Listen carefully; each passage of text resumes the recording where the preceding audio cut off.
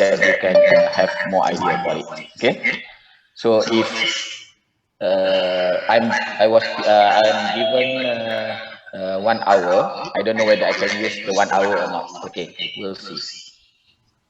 So urogenital system, of course, we have female and male. For urogenital system, it actually includes the suprarenal glands, the kidney, the ureter, the bladder, and also the urethra. And the genital system for male is the prostate, testis, reproductive system. Okay, and all these rest depends. Okay, for female, it includes the uterus. I'm not going to talk about female genital system. So urinary tracts. So urogenital system, it divides to the urinary tracts and also the genital system. The urinary tracts is divided into the upper urinary tracts and the lower urinary tracts. Okay, the upper urinary tract consists of the kidney and the ureter, and the lower urinary tract consists of bladder and also the urethra. So we are going to talk about the kidney first. So, okay, can I minimize this?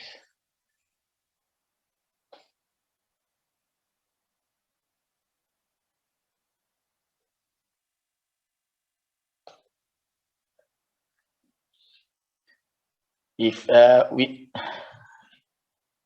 we talk about the kidney, it is the structures which are situated at the posterior abdominal wall. I think everybody knows about that. In normal individual, the lower pole, clinically, the lower pole, the one that you said every time kidney is palatable, not palatable. Most of the time, it is not palpable, but at most, the lower pole only is palpable. So that is a very important thing when you talk about this, the kidney palatable or not palatable. It lies obliquely in parallel with psoas major border, and it measures 12 times, normally 12 times 6 times 3 centimeters and weigh around 130 grams. Okay, so if you look, the right kidney is slightly lower than the left kidney. This is because of the presence of the liver on the right side of the abdomen.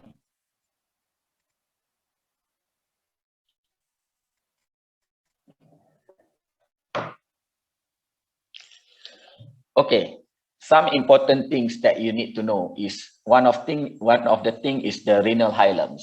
Renal hilum, if you look at the diagram, this is the renal hilums. This is where 3 important structures go to the kidneys. Okay, we have this ureter with the renal pelvis. We have the renal veins and the renal arteries. Okay, so the renal hilum is actually the vertical slit depression at the medial border. If you look here, it's the medial border. And if you divide the abdomen to the transpyloric plane, okay, transpyloric plane, I think everybody knows about the transpyloric plane. So the right kidney, the renal hilum of the right kidney is below the transpyloric plane, and the renal hilum of the left kidney is above the transpyloric plane. And the 3 important structure, the artery, the vein, and the renal pelvis, if you look from anterior to posterior, I think everybody knows this. This is a very important clinical or surgical things when you operate the patient. And of course, when it is important, it is also important for your exam. Okay. So anteriorly, some call it VAP, some call it VAU, some call it VAD, whatever it is. So the most anterior at the hilum will be the renal vein. And then you have the artery and then the renal pelvis. So from anterior to posterior, you have the renal vein, the renal artery, and also the renal pelvis.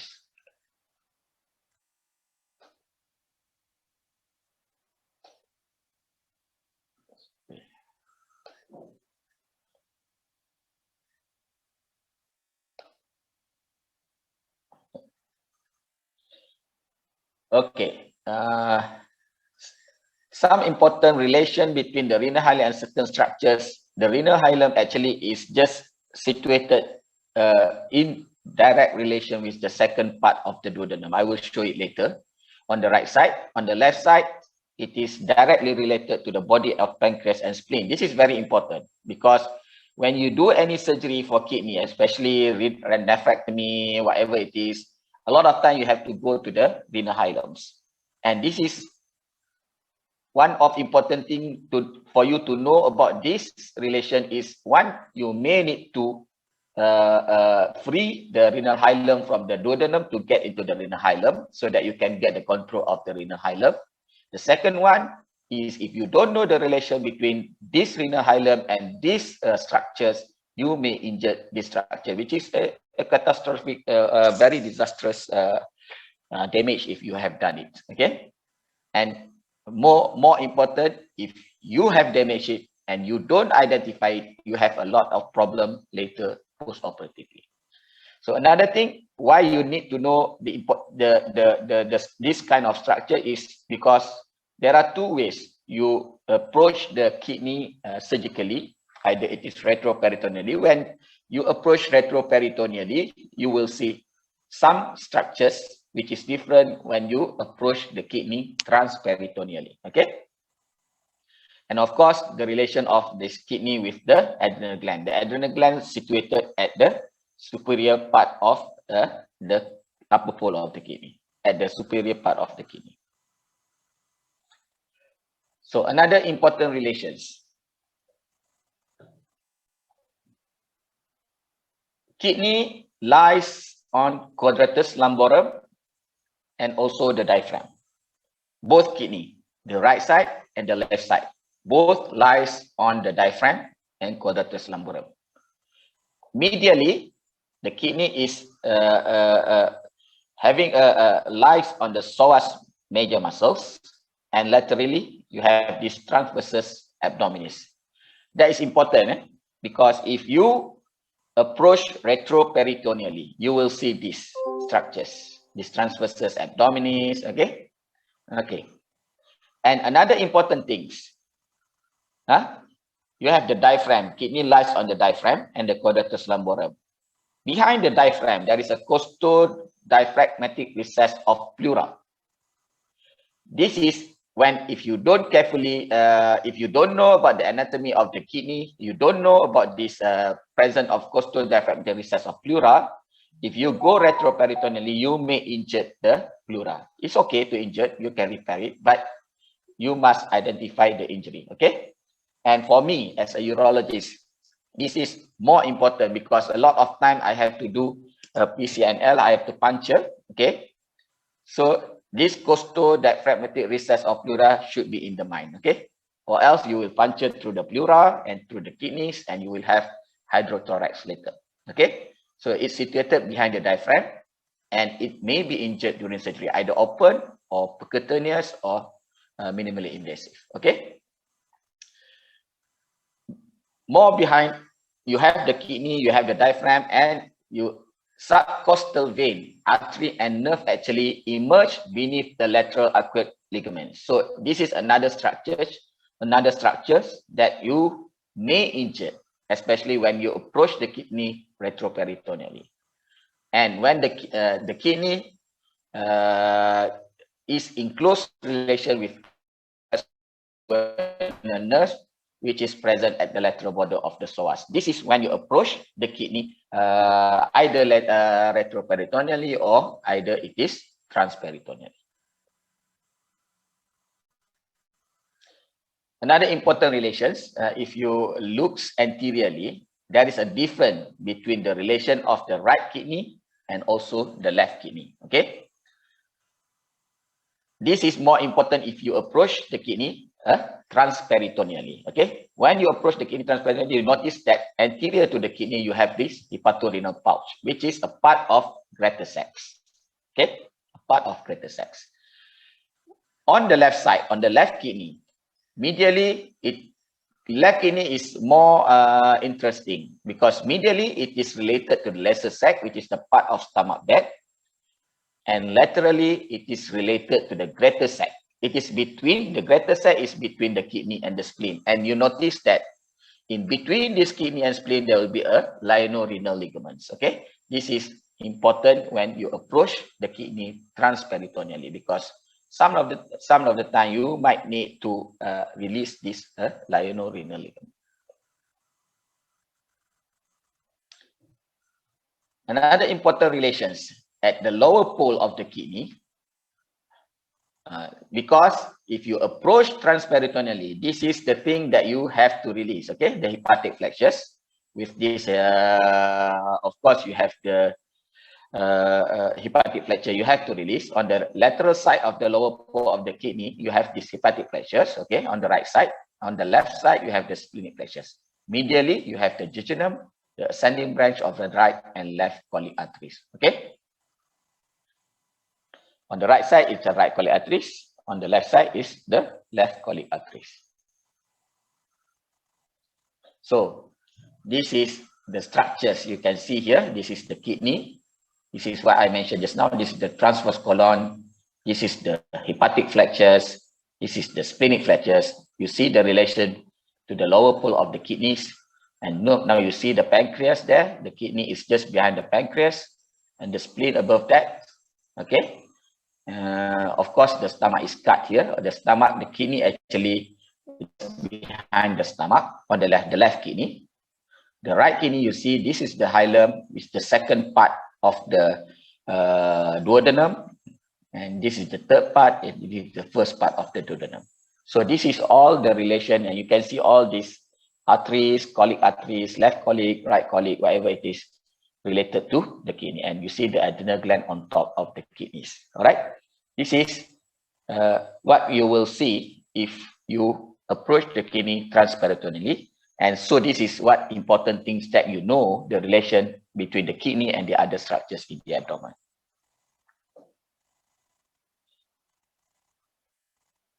So if you cut the kidneys, you can see all these structures. This is the renal parenchyma.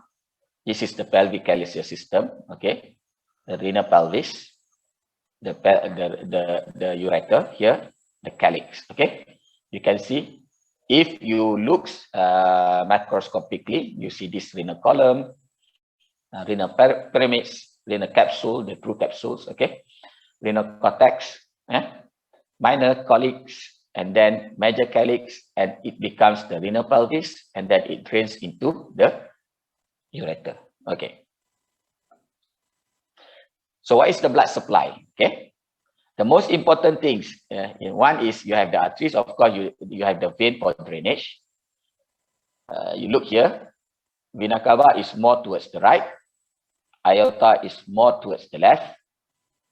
The vein traverses in front of the aorta, the left renal veins. The right renal vein is short, okay? It is about 2.5 centimeter. It is very short, okay? The left renal vein is long, okay? You have the testicular vein, left testicular vein, okay, left drain to the left renal vein, okay, or gonadal vein, all right. The right gonadal vein drain to the inferior vena cava. So it is very important, because this is the structure that you will see when you approach the kidneys, okay. And of course, the renal vein sometimes have a lumbar veins, okay, at proximally. So this is a thing that may inadvertently injure during operations. What is important about the blood supply? The arteries always supply 5 segments, okay. You look at the pictures below, okay. The renal artery will divide into the anterior and the posterior branch. The posterior branch will supply the posterior part of the posterior segment of the kidney, while the anterior branch will supply the apical, the upper, the middle, and the lower part. And what is important, there is no communication between each segments. There is no communication between, because it will these arteries will actually supply all these 5 segments. It will divide back to the anterior and posterior. Posterior only supply the posterior segments, and the anterior supply the other 4, which is the apical, the upper, the middle, and the lower segments. And it does not have any collateral. So any injury to the main vessel to the segment, one segment will be ischemic. So there is no collateral. It differs to the vein. Okay, the vein communicate with each other. So if you injured one vein, it can still drain to the other veins. Okay, but the arteries always supply these 5 segments individually. There is no collateral. Okay. How about the lymphatics? We know that the kidney actually drain to the para-aortic lymph nodes. Okay, and the nerve, we have sympathetic, parasympathetic, whatever it is. Okay, the sympathetic, the preganglion is from the T12 to L1. The postganglion, actually the celiac and the renal ganglia. And the pain to any disease related to the kidney follow the sympathetic pathway. Okay, that is why you have the referred pain to the back, to the lumbar, to the anterior abdominal wall, and to the genitalia. You look at this complexity of the nerve supply of the kidney. All right. Embryologically, okay, kidney, pronephros, mesonephros, and metanephros, all 3 of these involved in the formation of the kidneys. Okay, that is what I'm going to talk about the kidneys, nothing much more. You can go back and read just to understand the clinical importance of the kidneys anatomy, to make you understand and to make more interesting for you to read. Whatever it is, anatomy is you need to read and you need to remember. Another structure which is important is the ureter. This is, I think, very important for urologists, very important for general surgeon, and very important for the gynecology. Why? Because a lot of time there is iatrogenic injuries to these structures. So if you look, the ureter actually is a tube. It is a tube connecting the renal pelvis from the kidneys to the bladder. Okay, you have a pair of ureters, right and left. Okay, it is 25 centimeter long. It connects the renal pelvis to the bladder. All right, it runs retroperitoneally, same with the kidneys. Okay, it is situated retroperitoneally. Okay, retroperitoneally, behind the peritoneum, at the retroperitoneal space of the abdomen. You look here on the right side, on the left side. It runs on psoas major. Okay, so that is the structures, important structures for you to identify when you reach the retroperitoneal space, the psoas major. When you want to identify the ureter, if you want to do operation to the ureter, for me as a urologist, I might want to identify the ureter because I want to do the operation on the ureter.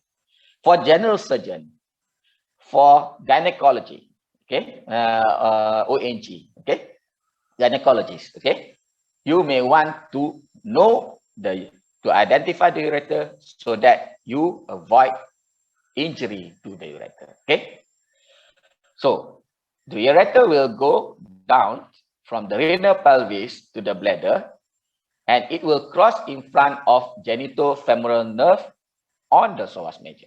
Okay, there is a slight difference between the right side of the ureter and the left side of the ureter. Okay, just now we mentioned that the renal hilum is related to the second part of the duodenum on the right side. Okay, so the ureter, the upper part of the ureter, it is closely related to the third part of the duodenum. Okay, this is the first part, second part, and the third part. You see, that is the ureter. It lies behind the third part of the duodenum. At the lower part, it crosses anteriorly. Okay, you can see here. You can see here. It is crossed anteriorly by the right colic. Okay, the ileocolics and the root of mesentery. So, okay, if you want to go to the ureter, you have to flip the mesentery. Okay, so that only then you can see this. When you flip it, the ureter, the mesocolon, the mesentery, you will flip at the same time this right colic and also the ileocolic. Okay, so that is how you approach the ureter transperitoneally. You have to go to the line of thought and reflex the mesentery medially, when you get into the right plane, you will reflect the mesentery to the medially, and you can see the ureter, because it lies posterior to the right colic in ileocolics and root of mesentery on the right side. On the left side, you look here. If you cannot identify where is the ureter, you look if you can see the inferior mesenteric vessel. This is superior mesenteric, inferior mesenteric vessels. Okay. The ureter lies lateral to the inferior mesenteric vessels. So inferior mesenteric vessel is a very important landmark in urology. Okay.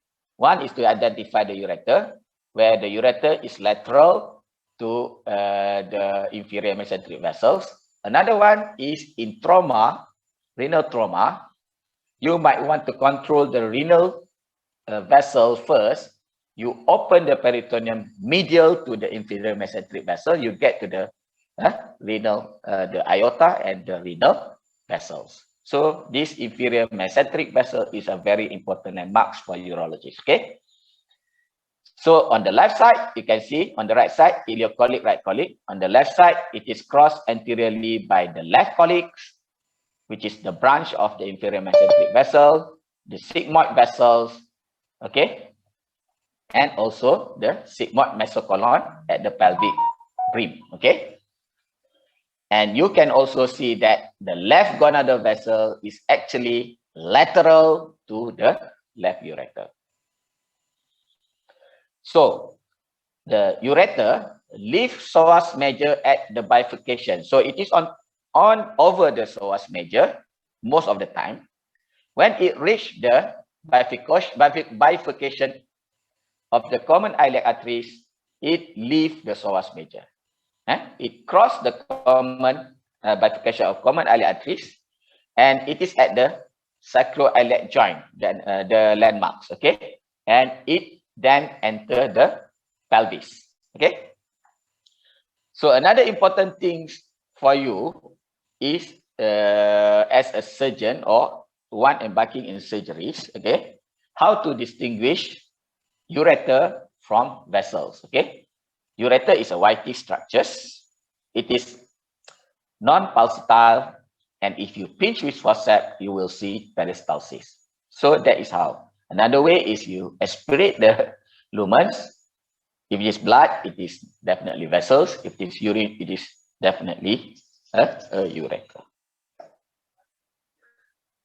This is another important thing clinically, okay? When the anatomy of the ureter, when you look radiographically, okay, this is an eye view.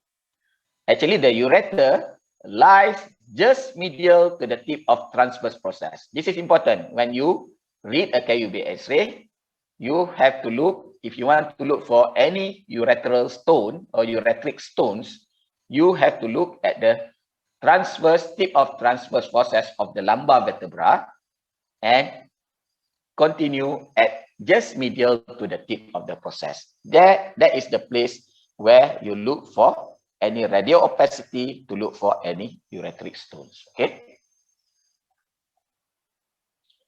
So another important things about ureter is the pelvic part of the ureter. This is the most common part of the ureter, which is iatrogenically damaged, either by gynecologist, general surgeon, colorectal surgeon, okay, or by myself, by urologist, okay. So it is prone to iatrogenic injuries. That's why it is a very important entity of the ureter, the pelvic part of the ureter. So for me, if I want to do surgery, sometimes I need to identify the ureter. For you, if you do the surgery, you need to identify the ureter to avoid injury to the ureter. So there is a slight difference in male and female.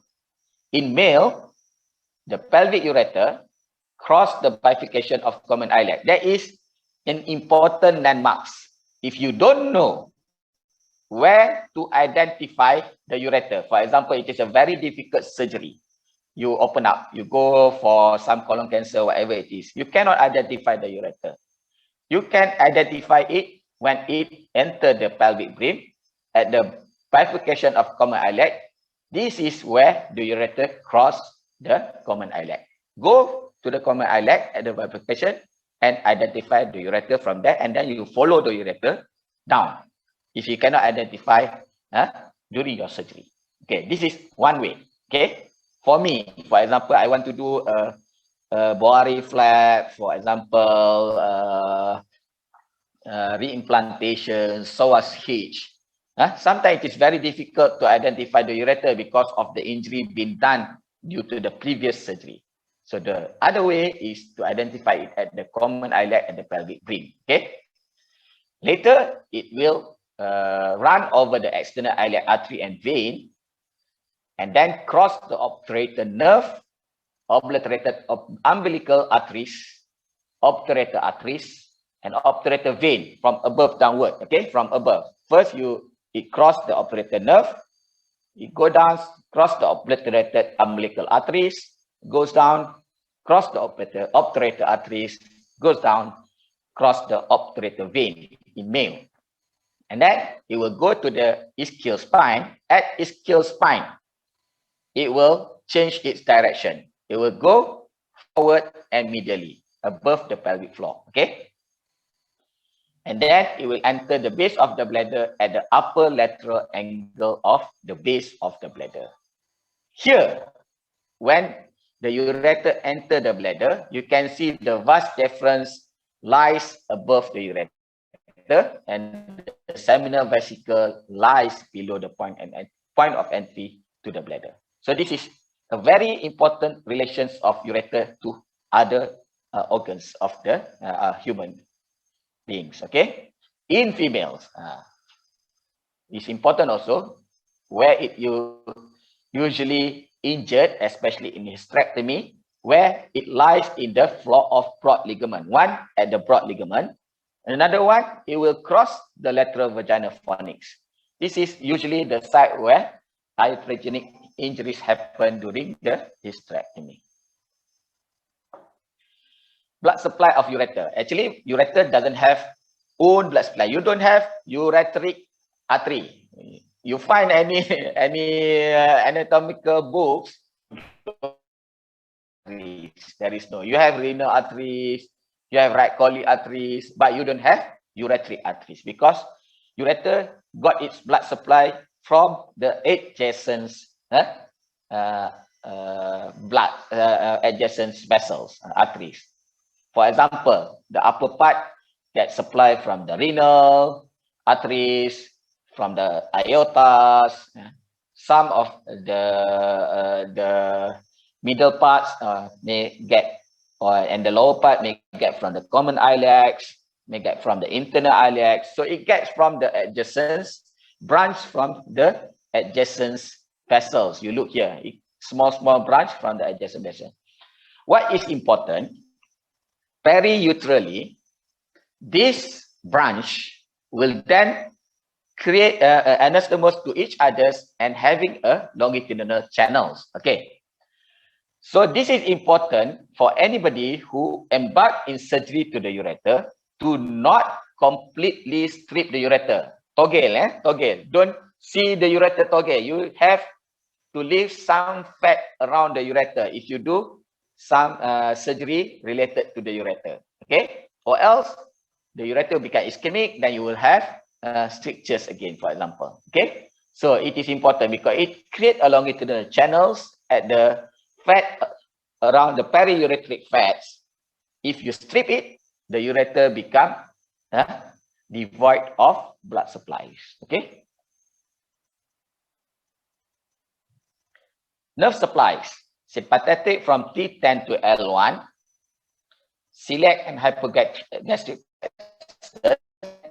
Same like the kidneys, the pain accompany the sympathetic nerve. Okay.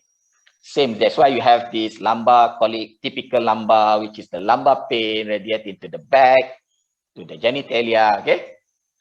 And parasympathetic, it runs in the pelvic splanchnic nerve. However, there is no ganglion cell in or on the ureter.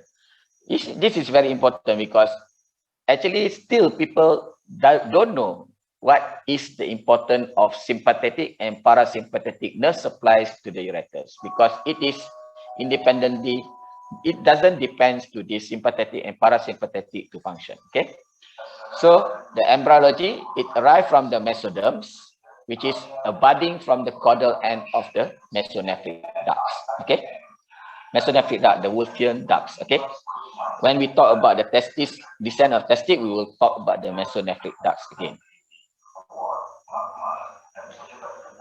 Now we go to the lower urinary tract. It is the urinary bladders. Okay, look at the urinary bladders. It is entirely in pelvis. In distended bladders, it will go up, enter the abdomen. Okay, so that's why bladder injury in trauma, motor vehicle accident, usually in patient drunk with a full bladder, is more likely to have a bladder injury in a motor vehicle accident. Okay, look at the pictures. All right, kidneys has this. Actually, here we get apex of the kidneys. Sorry, bladder, urinary bladder, apex, where you have the remnant of the urachus, which is later called the median umbilical ligament. Usually, when we do surgery for cancer for bladder, we follow the median umbilical ligament until we reach this part of the urinary bladder. Okay, this is the base of urinary bladder. Sometimes it is confusing. Which one is base? Which one is infralateral surface? Okay, this is the base. In male, the base lies just in front of the rectum. In female, the base lies in front of the vagina. Okay,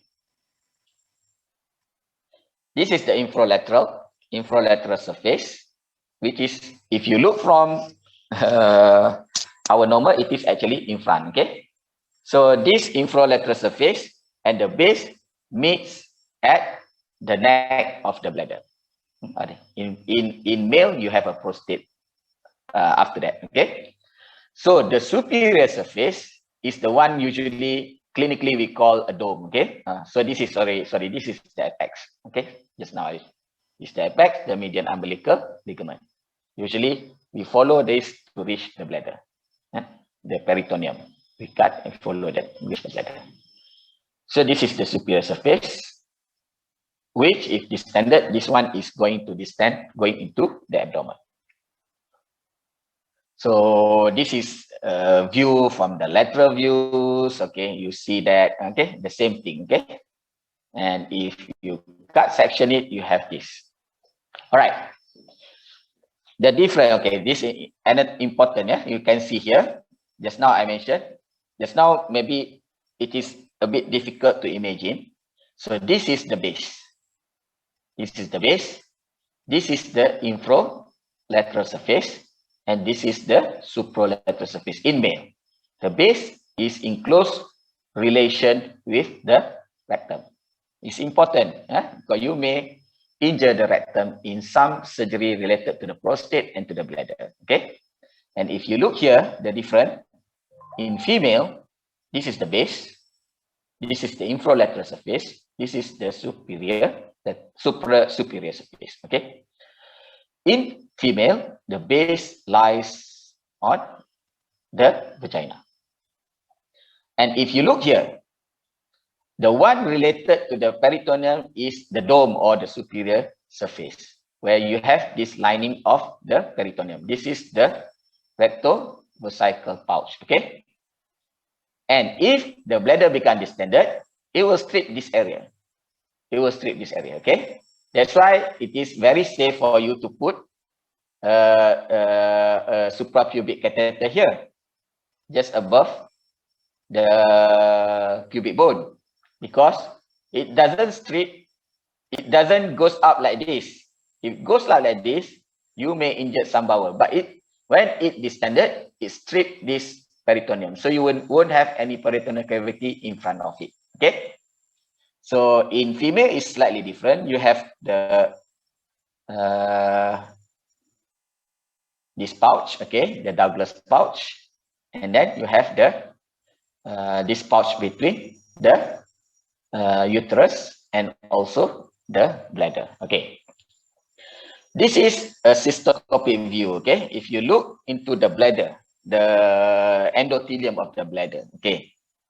If you look by cystoscopy, you have this interurethric ridge. This is the urethral opening. This is the urethral opening. This is the interurethric ridge.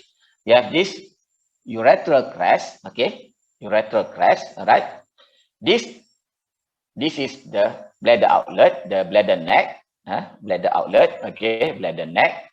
So this triangle is called the trigone, where the contraction of bladder, okay, the trigone, okay. What is important clinically, the trigone, the mucosa doesn't really change whether the bladder is distended or not distended, while the other mucosa, other than the trigone, normally when it is not distended, you can see a lot of fold. When it distended, the fold disappears. Okay. Besides the urethral crest, there is a you have this prostatic sinus, right? The prostatic sinus. Here on the urethric crest at the prostatic urethra, this is the prostate. This is the prostatic urethra. You have this verumontanum, okay, or seminal colliculus, where you have the two ejaculatory tract open. Okay, the semen come from here. When the patient have sex and orgasm, the semen come from these two ejaculatory tract at the verumontanum or at the seminal colliculus. You also have a prostate utricles, where some secretion from the prostate open separately to the prostatic urethra. Okay, you remember ejaculatory duct is the prostate and seminal vesicle, okay, combined become ejaculatory duct. So some of the secretion of the prostate goes into the ejaculatory duct, some open directly at the prostate utricles.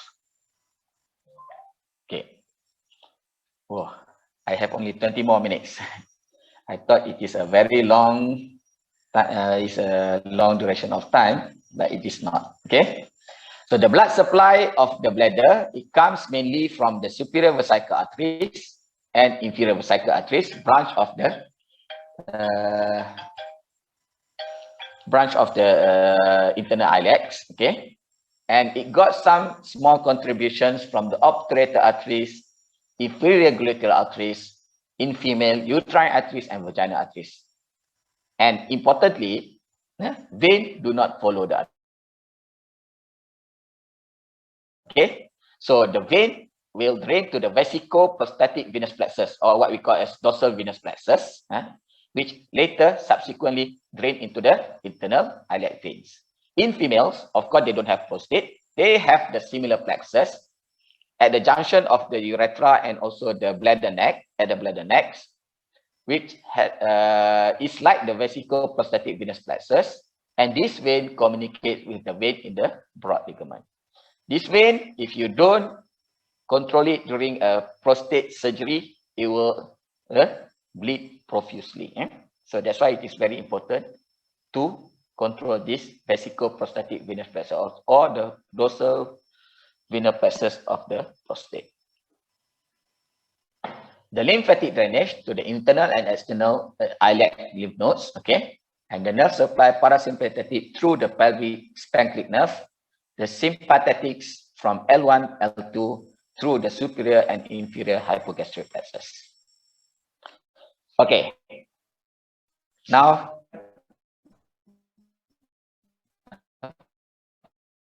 part of our difference between male and female urethra. Of course, male has a longer urethra, definitely, because male have penis, right? And female has a short and straight urethra. Male urethra is long and it is not straight. So that's why male has less incidence of incontinence compared to females. Another important thing because of this length and also the non-straight urethra of male is that male has less incidence of ascending urethral or ascending urinary tract infections, while female has more likely to have that because of the short and straight urethra. Okay. And of course, because of the long urethra of male has 4 parts of urethra. Okay, the anterior and the posterior, two anterior and 2 posterior. The posterior is the prostatic urethra, and then membranous urethra at the external urinary sphincters, and then the bulbous urethra, which is the anterior urethra, and the penile urethra. Okay, female only have this. There is no part of urethra in females. Okay, so the male urethra is 20 centimeter, roughly, and female is 4 centimeters. It has prostatic membranous, which is the posterior part of the urethra, and bulbous and penile, which is the anterior part of the urethra. The narrowest part of the male urethra is at the external meatus. Okay, and in male urethra there is a dilated part, which is at the prostate part, at the bulbous part, and at the navicularis fossa. Okay, and the blood supply, there is no single artery to supply the urethra of male. So it, like the urethra, it gets the blood supply from the adjacent vessels, from the prostate, from the sphincter urethrae, from the corpus spongiosum. In female, the urethra embedded on anterior vaginal wall. Okay, it's short and straight, and it gets blood supply from the inferior vesical arteries, vaginal arteries, and internal pudendal arteries. Okay, now we go to the male genital reproductive systems. Okay, so the most important, I think, is this is the you have the bladder, you have the prostate, you have the seminal vesicle, you have the penis, testes. Okay, so one of the important thing is, of course, the prostate. Okay, it is a glandular fibromuscular organs. Normal size around 4 times 3 times 2 centimeter. It has its female homologue, which is what we call the paraurethral gland of skin. Male, it becomes prostate. In female, it becomes the paraurethral gland of skin. Okay, prostate contributes 30% of the semen volumes, and it has base, apex, anterior and posterior infralateral surface. Okay, lateral surface, base, which I will show it later. Okay, all right. So this is the base of the prostate. Okay, base of the prostate, which lies just below the bladder neck. Okay, the anterior surface, infralateral, and this is the posterior surface. Actually, nowadays people talk how to classify the prostate. The most recent thing is they divide it into central and peripheral zone. Okay, central, which include the transitional zones. Okay, you have this fibromuscular, very small area of fibromuscular anteriorly. Okay, what is important about this peripheral zone and central zone or transitional zone? In normal people, 75% of the prostate is at the peripheral zone here, peripheral zone. Okay, and 25% is at the central zone here. Okay, this is the anterior fibromuscular structures. Okay, but when male become older and get a BPH, all right, BPH usually arise from the transitional zone. Okay, or unfortunately, this male develop cancer. It usually arises from the peripheral zones. Okay, here you look. Okay, anatomy of prostate. Again, I've mentioned just now all this verumentanum in the prostatic urethra, the prostate sinus. Okay, prostate utricles, ejaculatory ducts. Okay, what is important that I want to mention here is actually, okay, this is the prostatic urethra. I want to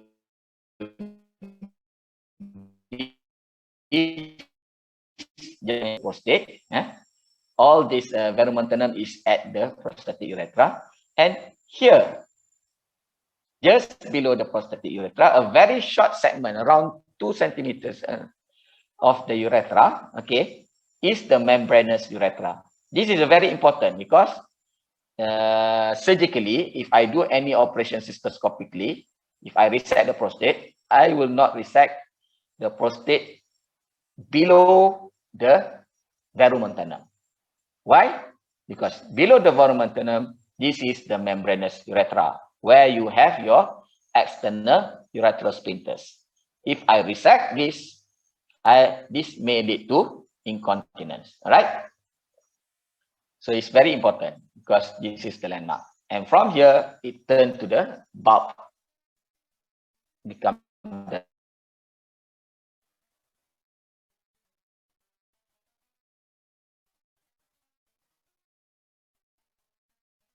perforate, and it opens at this area of verumentanum, these two pairs of opening, the ejaculatory ducts, which is where the semen come out during orgasms.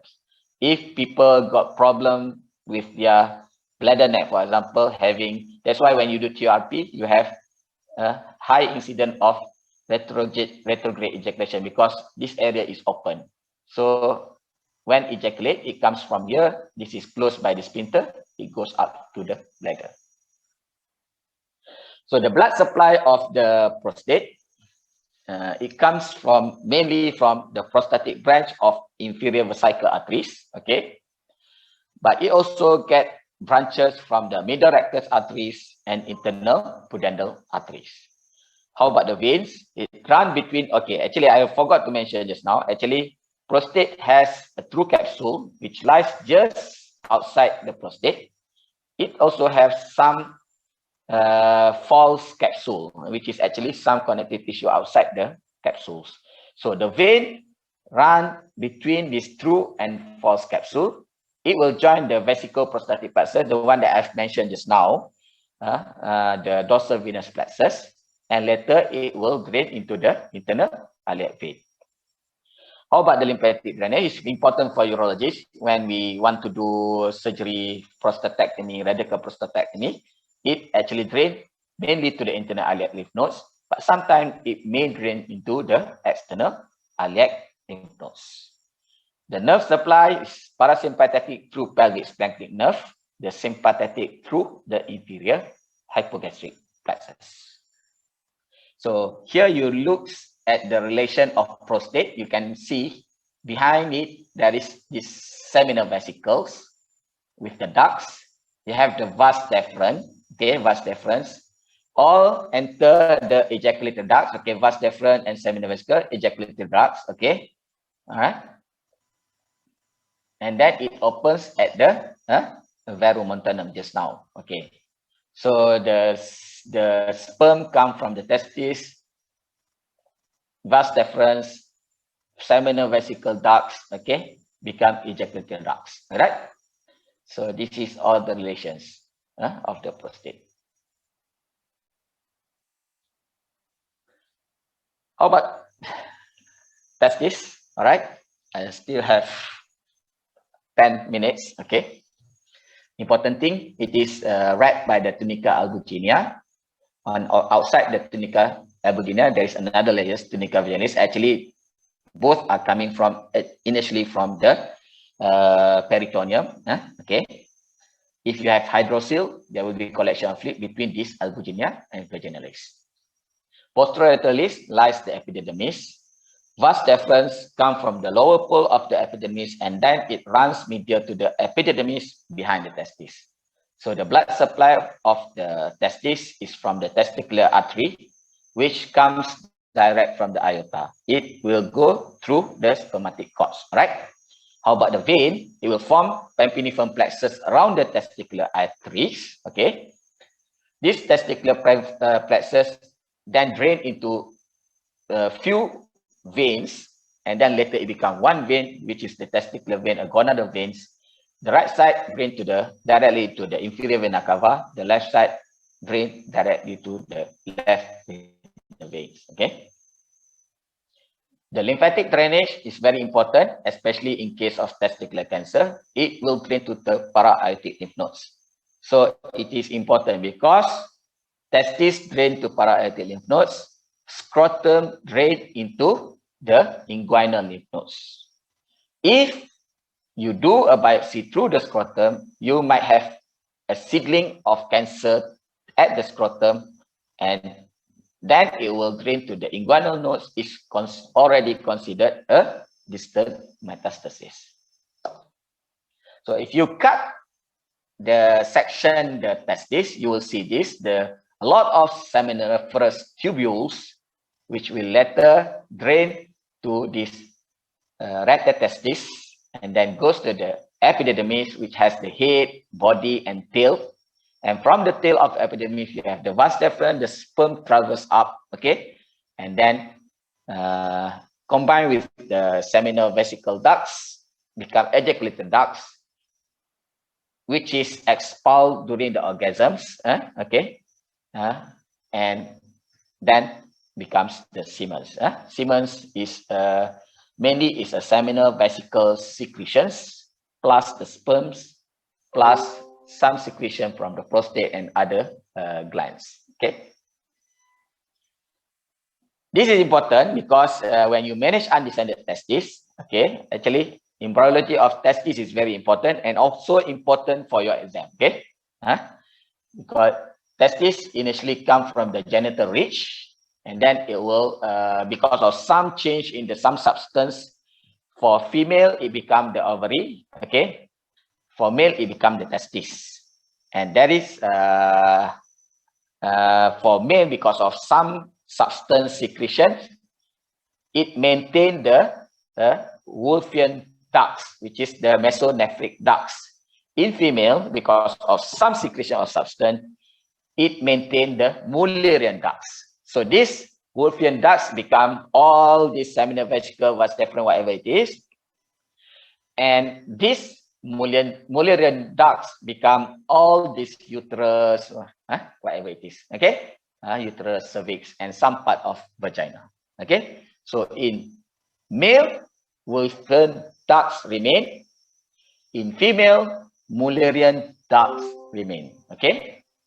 So, due to secretion of some substance there is two phases of descent of testis. One is transabdominal, okay, from the posterior abdominal wall to the inguinal rings.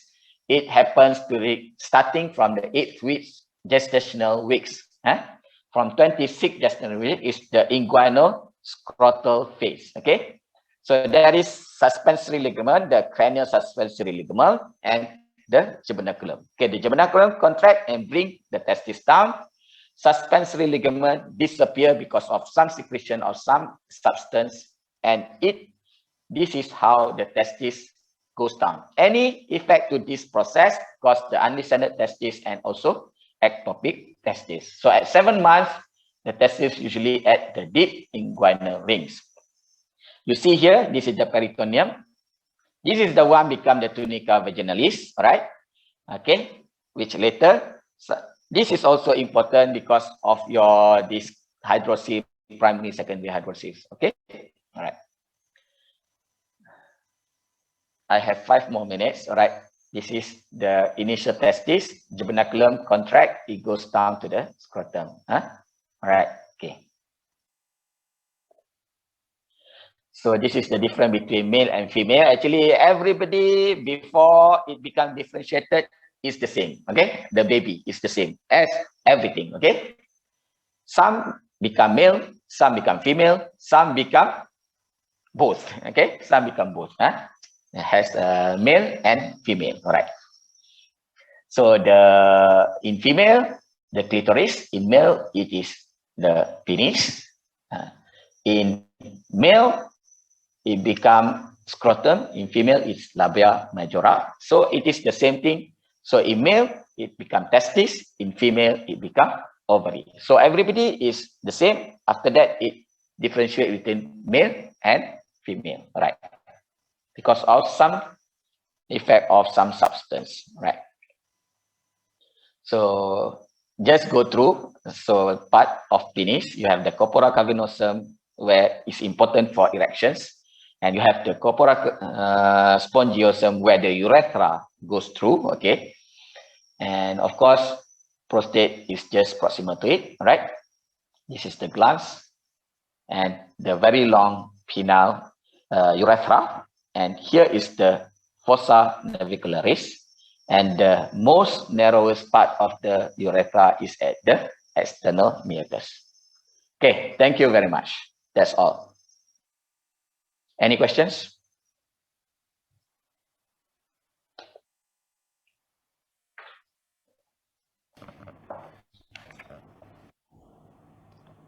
Any questions? Assalamualaikum, Prof. Assalamualaikum. Amira, surgical postgraduate. I just want to ask, Okay. any area of the bladder is considered as the weakest point of the bladder? Weakest, you mean the strongest actually is the base. Okay, the strongest is the base. Weakest in terms of if you want to correlate with surgical practice, for the one that I mentioned just now, when you have a full bladder, when you have not an injury direct to the pelvic fractures. Pelvic fracture is different stories. It is due to increase in the pressure. So usually it will perforate at the dome, the superior parts, dome, because it is the most mobile area. And it is the one which become distended. So it will perforate at the dome. So that's why if you have this, what you mean by weak in repair or what? If you what you mean is the strong area for repair of bladder, the strongest area is the mucosa. Oh, so, the layer. So that's why I don't understand which one. If in terms of trauma, if it is the trauma if it's the trauma not related to pelvic bone fractures. Pelvic bone fractures, okay, you can have a trauma due to pelvic bone fracture anywhere you can have bladder injury. Okay, and urethral injuries. Okay, but if the trauma is due to impact to the bladder due to increase in the intravesical pressure, most likely it will goes to the dome. It will perforate at the dome. But a lot of time the bladder injury is due to the pelvic fracture. So you can have trauma anywhere. Okay. Okay. Thank you. So that's why when bladder become distended in drunk driver, whatever it is, you have this kind of the seatbelt effect, whatever it is at the dome. Okay. So usually it is extraperitoneal. At the dome is it can be intra, it can be extra. So you must remember that. That's why it is because you have that layers of peritoneum overlying the dome, isn't it? Okay, you can have perforation of the bladder, but it doesn't the peritoneum intact. If the peritoneum intact, so it is a retroperitoneal. If the peritoneum is not intact, it is intraperitoneal. Okay, understand? But if you have injury to any other due to bone, usually it is extraperitoneal. Sorry, retroperitoneal, extraperitoneal. So it depends to whether your peritoneal lining is intact or not. Because you remember just now I mentioned, if the bladder distended, it will strip the peritoneum. That's why when it is safe when you put a SPC when the bladder distended. You don't have a peritoneum at the anterior layer. You have peritoneum at the peritoneum will be stripped and goes to peritoneum to posteriorly. So it can happen extraperitoneal also, it can be intraperitoneal. So it depends to whether the peritoneum is intact or not. Okay? Thank you. All right. Terima kasih. Okay, the time is up actually. I think. Salam. Ada question lagi? One more question. Okay. Haris.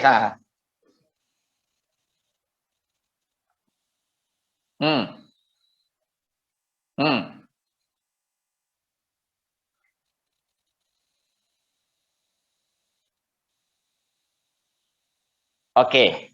Okay, alright. Tak apa, ambil masa ni tak apa, Haris. Okay. Okay, alright. Okay, so because clinical important, alright. Transperitoneal, what is the question is now? The difference between? Hello? How we choose? Okay. Okay, what incision? Okay, the first question I forgot actually. Usually I use the subcostal incision, whether it is the left or right subcostal incisions. Okay. People talk about this midline because if you do midline, it is very difficult for you to go to the kidney, to approach the kidney. For me, if I just want to do operation for the kidneys, I will choose the subcostal incision. But if, for example, you go for something, you want to see the bowel, whatever it is, so midline will be the good approach. But if I just want to do operation for the kidney, I will choose subcostal incision for transperitoneal. Another thing, how you choose retroperitoneal or transperitoneal. For radical nephrectomy, cancer, okay? Actually, you can use retroperitoneal or transperitoneal. But I prefer transperitoneal, especially in a very big cancer, right? Give me space. Another thing, transperitoneal allow me to approach the hilum first rather than the kidney first. That is how I choose. Usually, if I need a space, I need to go to the hilum first. I need to control any other thing first rather than the kidney. I will go transperitoneal. If, for example, for simple nephrectomy, I don't really care whether I approach I have a proximal ligation, as proximal as possible, the renal hilum controls. For example, for benign cases, I will go for retroperitoneal, and I don't need so much of space for benign case, small kidney. The advantage of retroperitoneal, the disadvantage of transperitoneal, you have space. You can approach the hilum earlier. You can have a control. Okay. The disadvantage, you open the peritoneal cavities. So if there is any leak, it will go to the retroperitoneal and to the peritoneal cavity. So that's why in case of benign case, where the kidney is not that big, I think the space is enough, and I don't need to really go to the hilum first. All right, everything you go to hilum first, but you in cancer, you really need to have a hilum control. Okay. I will choose the retroperitoneal. And in infected cases, for example, abscess, whatever, it is better for you to go retroperitoneally because you don't want to the infection to go to the peritoneal cavity and cause this peritonitis, leak or infection, peritonitis. Okay, Aris. Aris?